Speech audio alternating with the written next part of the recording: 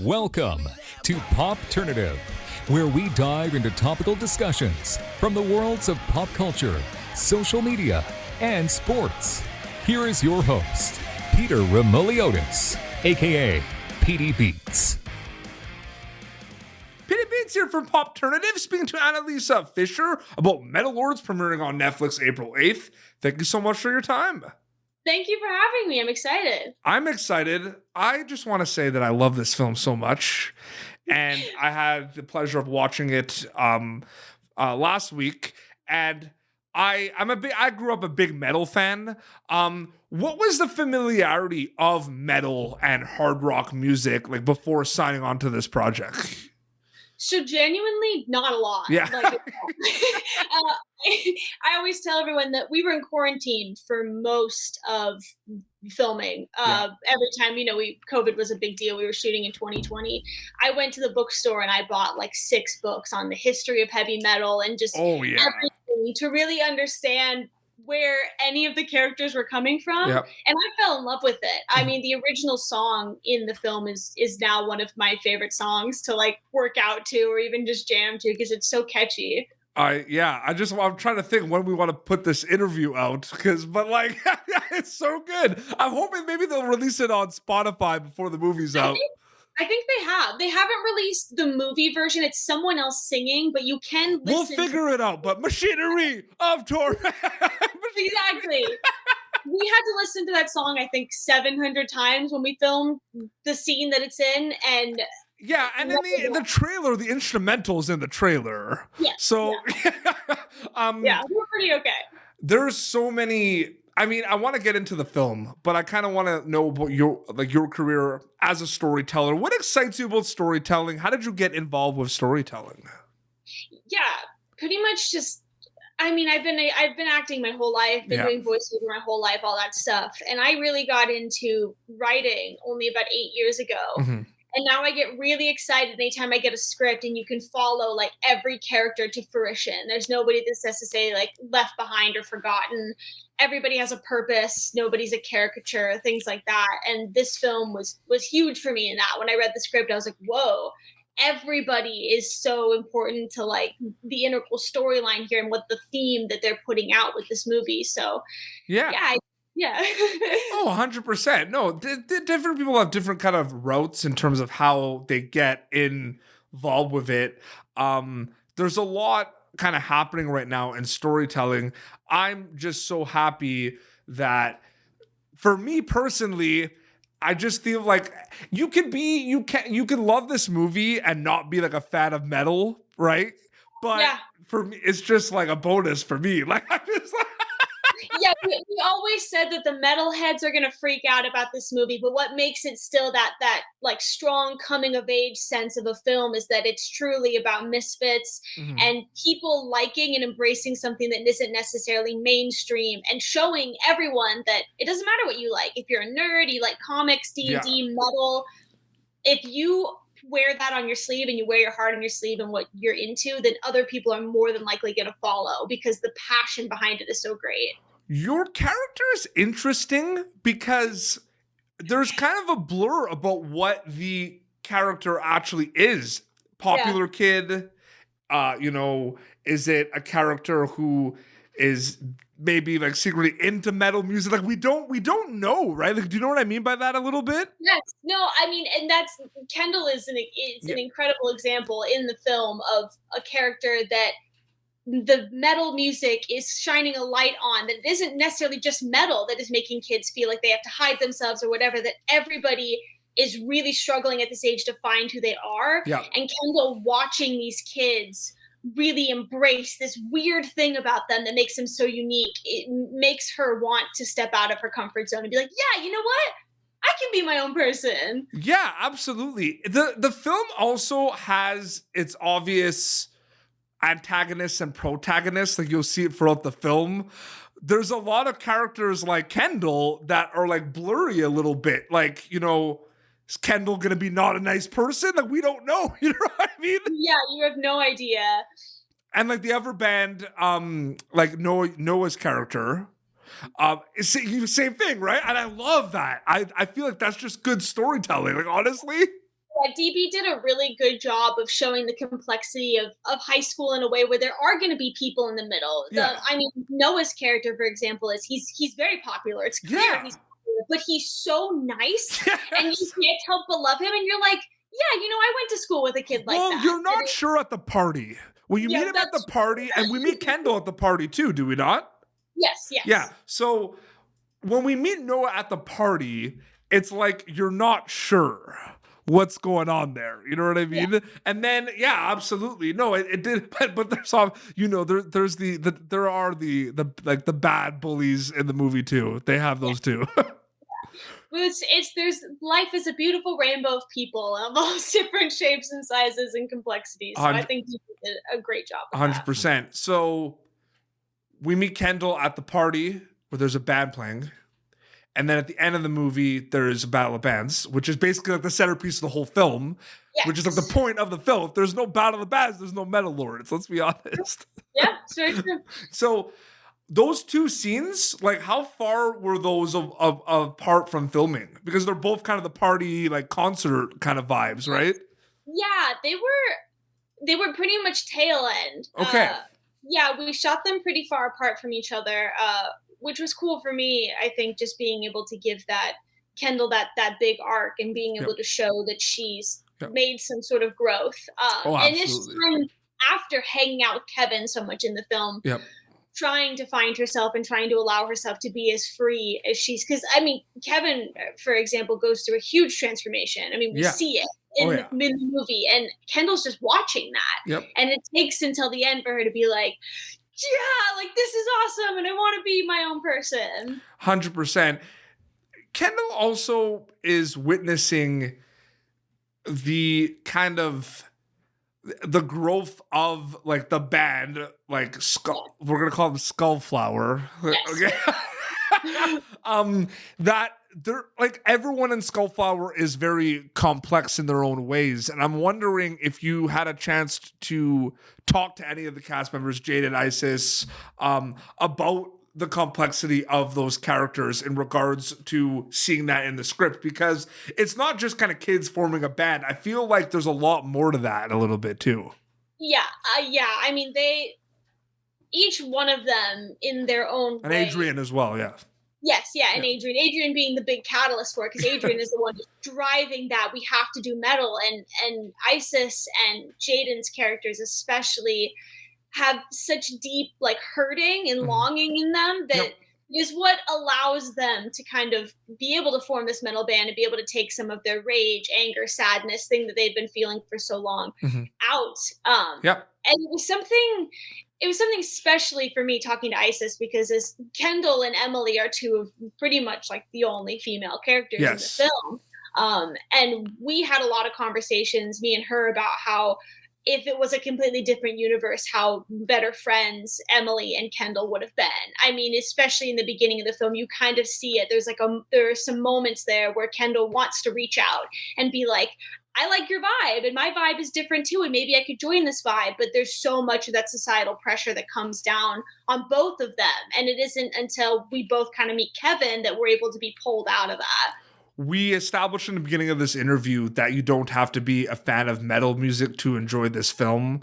Yeah. Is it exciting to think, though, about the fact that there's like movie lovers in general that will watch the movie, but you'll also get like the metalheads as well? Like you're able to kind of get like a big market on each end of the spectrum, which is pretty exciting.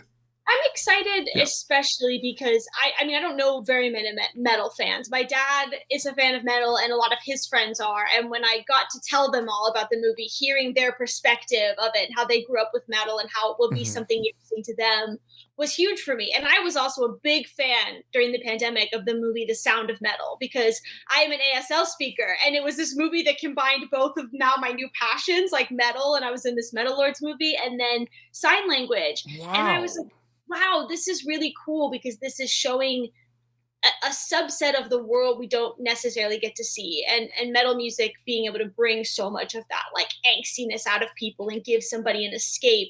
It's a big community. I didn't know how large the metal community was, but it's huge. I think it's interesting too, because my favorite part, they're rehearsing their band and they're in the band room, and my favorite part is just because like that, it just kind of brought me like blast from the past, just seeing the band room and all the posters and the album art like on, and I go in, Analesa, and I pause it.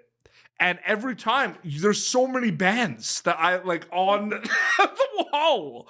Like, it's so cool. And it's going to be cool for a lot of those bands because there's like newer bands and older bands. It's going to be cool for a lot of those newer bands to see their like band name like in the movie. Like, I'm excited for that too. Yeah, the representation of, and Tom Morello, I mean, just him being in charge of that whole stuff. That was my next question. What was it like being part of a movie where he was kind of the leader for like the music and kind of producing everything in that capacity? Completely just like awestruck. Yeah. I mean, again, I didn't grow up with him, but so much of my family did, and just hearing, like, getting sat down and told how important this was. This might be a stupid question. Did you have a chance to meet him? Yes. So okay, sorry, I wasn't sure. Like, yeah. My favorite memory of him, though, is we as a cast played Dungeons and Dragons together because DB and I specifically are huge nerds when it comes to Dungeons and Dragons, and we taught everyone how to play. And DB had rescheduled a post-production music rehearsal, essentially, or a music meeting with Tom Morello to play D&D with us. And Tom was really butthurt because he was like, why didn't I get invited? So he hops on our Zoom to play with us. And everyone, especially the guys, they all start freaking out. They're like, holy crap, Tom Morello's in our D&D game. And he was sitting in the studio, mind you. All the music stuff is behind him. And he goes, now I want everyone to go around and tell me what class and race their character is and who they're playing as today.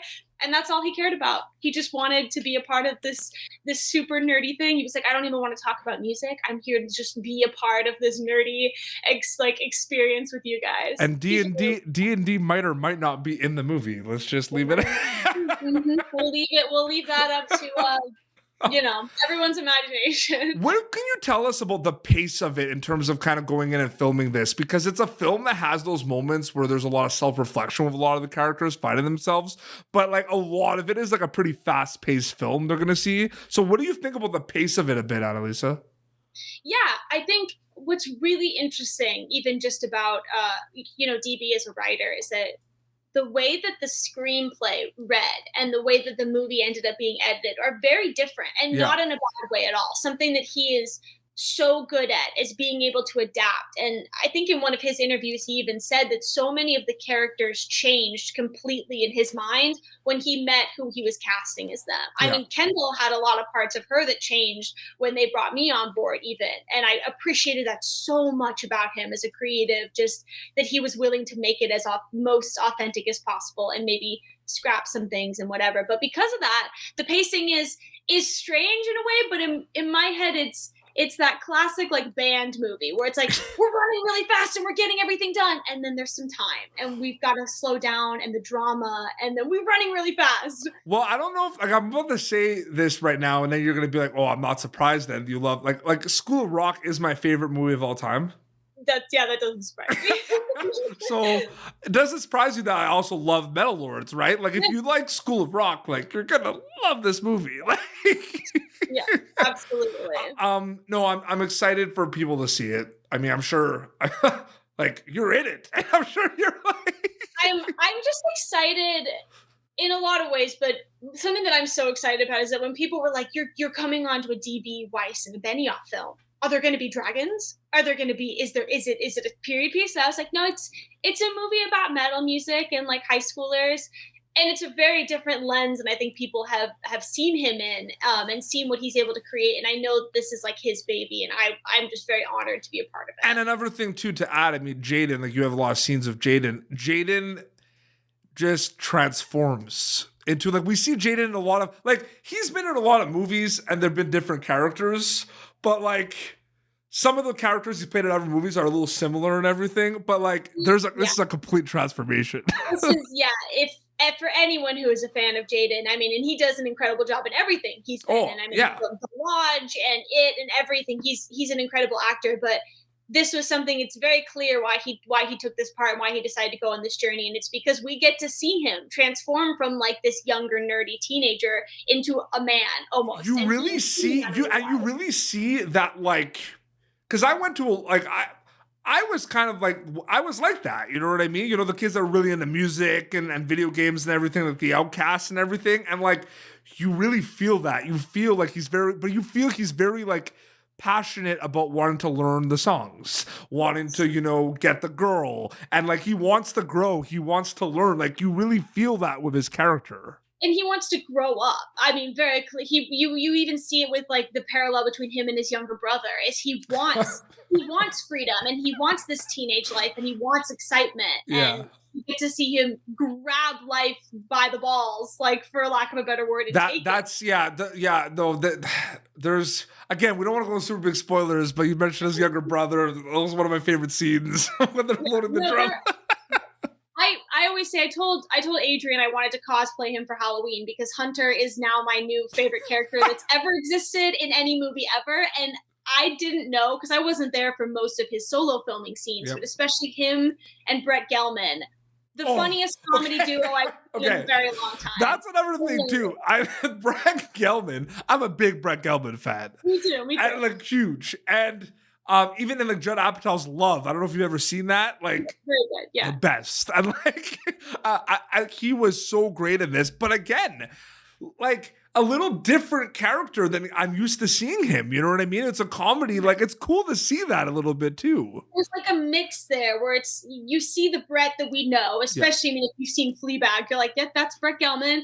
But then there's an added layer on it of this caring father who's trying really hard to be the best that he can be for his son. And that's what I love about the movie, is that we have these like really strong, outspoken characters, and then there's a blanket of reality put over them that says like, but we're human. And that's so well said. Yeah, no, that is so well said. Before we wrap up very quickly, entertainment escapism is there, right? But like, when they watch a movie, what are you hoping they get out of it, takeaway wise specifically?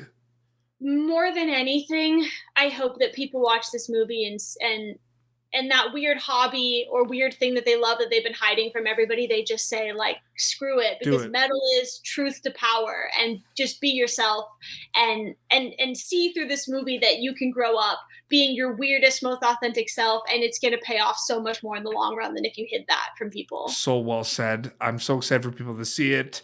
Analesa, thank you so much for coming on Pop Turner. This was awesome. Thank you so much for having me. I had a blast. So the film's going to be out April 8th, so you're going to be able to check it out. We're going to be able to follow you on social media to keep up to date with everything. Instagram? Yeah, Instagram, Twitter, TikTok. I'm the only person in the world with my name spelled the way it is, so just at Analesa Fisher, and you'll find me all over the internet. Amazing. This has been Pop Turn at youtube.com/Pop Turn for previous episodes. Metal Lords coming out on Netflix April 8th. Until next time, it's Analesa Fisher and Petey Beats signing off. Thank you for tuning in to Popternative. Make sure to check out our past episodes of Popternative on YouTube. Be sure to like Popternative on Facebook and follow us on Twitter. This has been an Autograph Communications production.